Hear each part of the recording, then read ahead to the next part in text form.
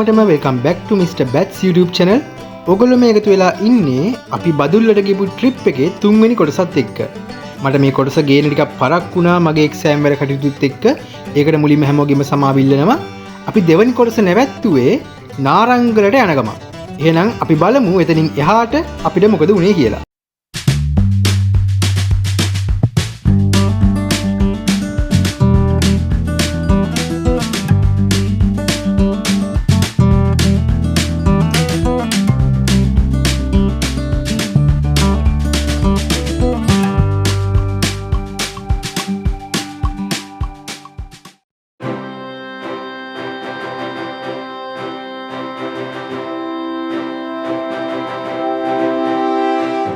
නාරංගල තමයි ඌව පළාතේ පිහිටලා තියෙන දෙවනි උසම කන්ද.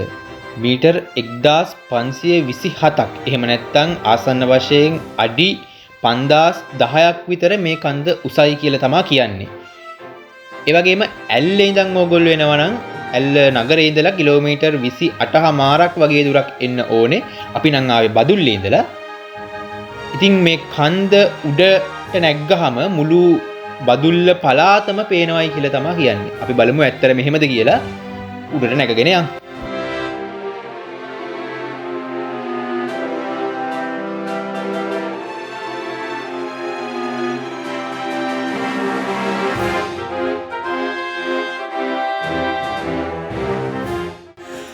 හරි අපි නාරංගල නගින ගමන් ඉන්නේ.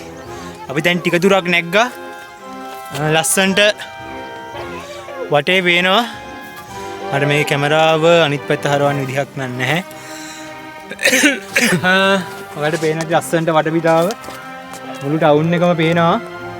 ටවුන් එකම නෙමෙයි පළාතක්ම පේනවා වටේට. ඈතින් ලස්සනට කඳු පන්තියක්. ඊට පස්සේ අපි ආව පාර තමයි ඔය පල්ලෙහායින් තියෙන්නේ. තව සෑහෙන නෑ තව පොඩි දුරක් තියෙනවා. උඩට නැගලා බලමු කොහොමද ඉතින් කියලා. මම හිතන්නේ මිරෝඩා පළාතක් වෙයි අපිට උඩට නැගලා පස්සේ.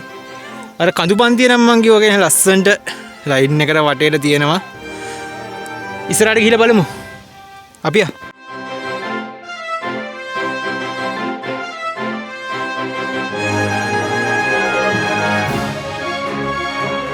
දෙමළ භාෂාවෙන් මේ කන්ද හඳුන්වන්නේ තංගමලයි කියලාලු.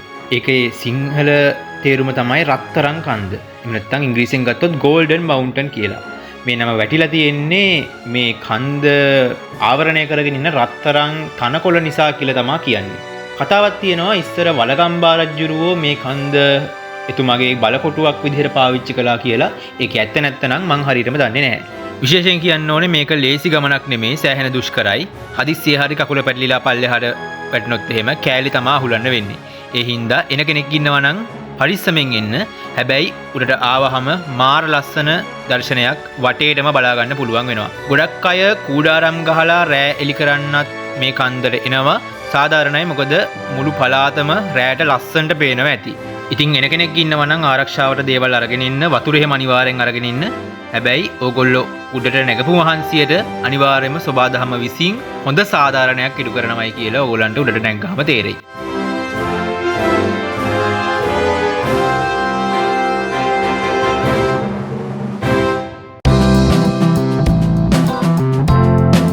ඊට පස්සේ අපි නාරංගලින් බැහැලා ආපහු බදුල්ල ටවුම පැත්තට ගියා. අපි ඊළඟට යන්න බලාපොරොත්තු වුණේ අලුගොල්ල සමාධි බුද්ධ ප්‍රතිමාව දිහාට. ඔයගොල්ලෝ බදුල්ල ටවුන් එකට ආවොත් ඔයගොල්ලන්ට මේ බුද්ධ ප්‍රතිමාව ඈතින් කඳු මුදුනක් උඩින් දැක ගන්න පුළුවන්. අපි ආපු වෙලාවෙම මේ බුද්ධ ප්‍රතිමාව දැක්කා. ඉතින් අපිට ඕන වෙලා තිබ්බා මේ බුද්ධ ප්‍රතිමාව ගාවට ගිහිල්ලා බලන්න. මේ තියෙන්නේ අලුගොල්ල සමාධි බුද්ධ ප්‍රතිමාව. ගොඩක් උස පිළිමයක්. මෙතන ඉඳන් බැලුවහම ඔයගොල්ලන්ට මේ විදිහට මුළු බදුල්ල නගරයම බලා ගන්න පුළුවන්. ඉතින් ඔයගොල්ලෝ බදුල්ලට එනවා නම් මෙතෙන්ට එන්න අමතක කරන්න එපා.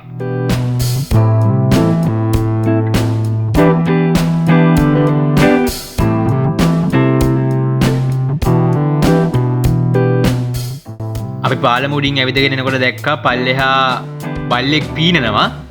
ඉතින් අපිට මේ වෙනකොට ගොඩක් දවල් වෙලා තිබ්බේ. අපි එහෙම්මම දවල් කෑම ගන්න තැනකට ගියා. මට එතන නම නම් මතක නැහැ. හැබැයි ගොඩක් හොඳ තැනක්, හොඳට කෑම හොඳ රසට තිබ්බා. ඉතින් අපි එතනින් දවල් ආහාරය අරගෙන හවසට කෝච්චියට යන්න ලෑස්ති වුණා.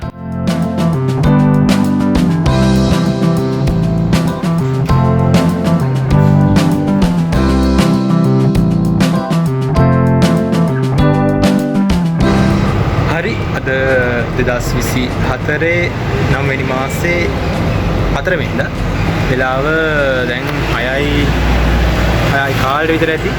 අද අපි ආපහු බදුල්ලෙන් යන්න හදන්නේ. මේ තියෙන බදුල්ල නයිට් මේල් එක මගේ පිටිපස්සෙන්. අපි මේක තමයි යන්නේ. මේක 6:00ට මෙතනින් පිටත් වෙනවා කොළඹට. උදේ 6 වගේ වෙද්දි අපිට යන්න පුළුවන් වෙයි. ගිහිල්ලා බලමු.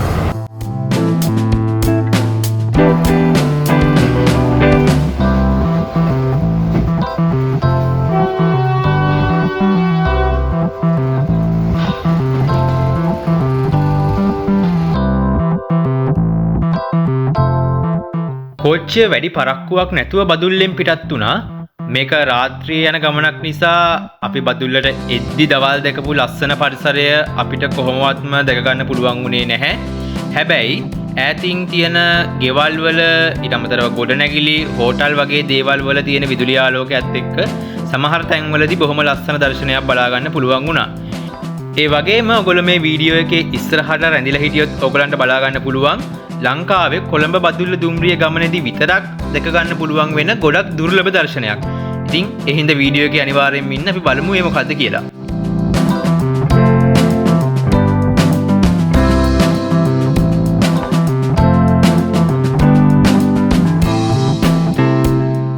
මේ තියෙන්නේ පට්ටිපොළ දුම්රිය ස්ථානය. මේක තමයි ලංකාවේ තියෙන උසම දුම්රිය ස්ථානය. ඔය ඔයගොල්ලන්ට පේන්නේ අපි මෙච්චර වෙලා ආපු කෝච්චියේ පිටිපස්සෙන් කෝච්චියට සහයෝගය දුන්න එන්ජිම. මේ එන්ජිම පට්ටිපොළ දුම්රිය ස්ථානයේදී කෝච්චියෙන් වෙන් කරලා ඊට පස්සේ මේක ඉස්සරහට අරගෙන යනවා. ඉස්සරහට අරගෙන ගිහින් ආපහු මේක කෝච්චිය පැත්තට අරගෙන ඇවිල්ලා පිටිපස්සේ තිබ්බ එන්ජිම කෝච්චියේ ඉස්සරහට හයි කරනවා. මේ වෙද්දිත් කෝච්චිය ඉස්සරහ එන්ජිමක් තියෙනවා. ඒ එන්ජිමටම මේ දෙවනි එන්ජිමත් සම්බන්ධ කරනවා. මෙන්න මේ සම්බන්ධ කරන දෙයට තමයි අපි කියන්නේ ජර්මන් හාදුව කියලා. මේක සිද්ධ කරන්නේ බදුල්ල කොළඹ දුම්රිය ගමනේදී මුහුණ දෙන්න වෙන ලොකු නැග්මවල් සහ බැස්මවල් වලින් දුම්රිය ආරක්ෂිතව ගෙනියන්න. මම මේ ගැන වැඩිදුර විස්තරයක් වෙනම වීඩියෝ එකකින් අරගෙන එන්නම්. කොහොම හරි ඉතින් ඕන් ඔය විදිහට මේ එන්ජින් දෙක සම්බන්ධ කරනවා. ඉතින් ඕකට තමයි අපි මේ ජර්මන් යෝධයෝ දෙන්න එකිනෙකාට හාද්දක් දී ගන්නවා කියලා ජර්මන් හාදුව විදිහට හඳුන්වන්නේ.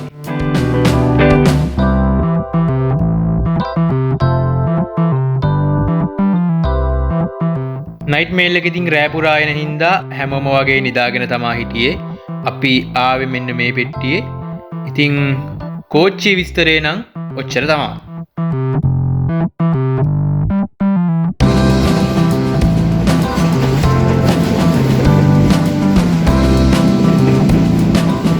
හරි එහෙනම් මට මේත් එක පුළුවන් මේ වීඩියෝ එක සහ මේ වීඩියෝ සීරීස් එක ඉවර කරන්න.